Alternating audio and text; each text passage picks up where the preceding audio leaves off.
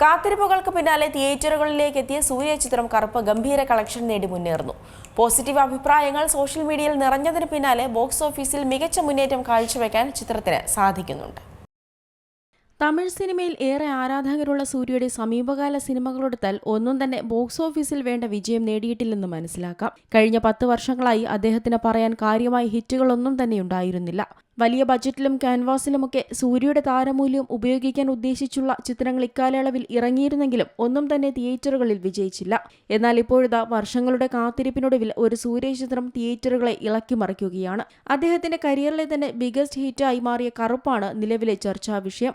RJ Balaji സംവിധാനം ചെയ്ത ചിത്രം ഡിവോഷണൽ ഫാന്റസി ആക്ഷൻ ഡ്രാമ ഗണത്തിലാണ് ഒരുക്കിയിരിക്കുന്നത്. മെയ് 15-നായിരുന്നു ചിത്രം റിലീസ് ചെയ്തത്. സൂര്യ ആരാധകർക്ക് പോലും റിലീസിന് മുൻപ് ഈ സിനിമയിന്മേൽ വലിയ പ്രതീക്ഷകളൊന്നും തന്നെ ഉണ്ടായിരുന്നില്ല.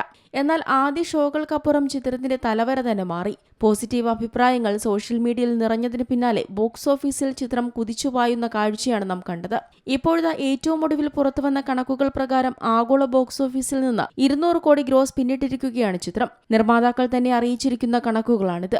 ഇതോടെ സൂര്യയുടെ കരിയറിലെ തന്നെ ആദ്യ 200 കോടി ചിത്രമായി കറുപ്പ് മാറി. കൃത്യമായി പറഞ്ഞാൽ 207 കോടിയാണ് ചിത്രം ഇതിനോടകം സ്വന്തമാക്കിയിരിക്കുന്നത്.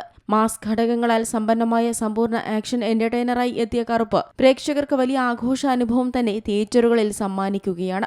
2 പതിറ്റാണ്ടുകൾക്ക് ശേഷം സൂര്യയും തൃഷയും വീണ്ടും ഒന്നിക്കുന്നുവെന്ന പ്രത്യേകതയും ചിത്രത്തിനുണ്ട്.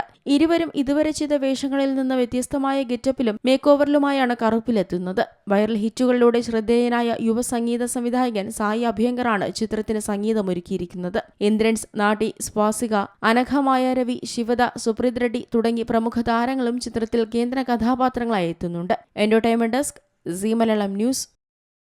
ഏറ്റവും പുതിയ വാർത്തകളും വിശേഷങ്ങളും വിരൽത്തുമ്പിലറിയാൻ സീ മലയാളം ന്യൂസ് എല്ലാ ഡിജിറ്റൽ പ്ലാറ്റ്ഫോമുകളിലും ലഭ്യം.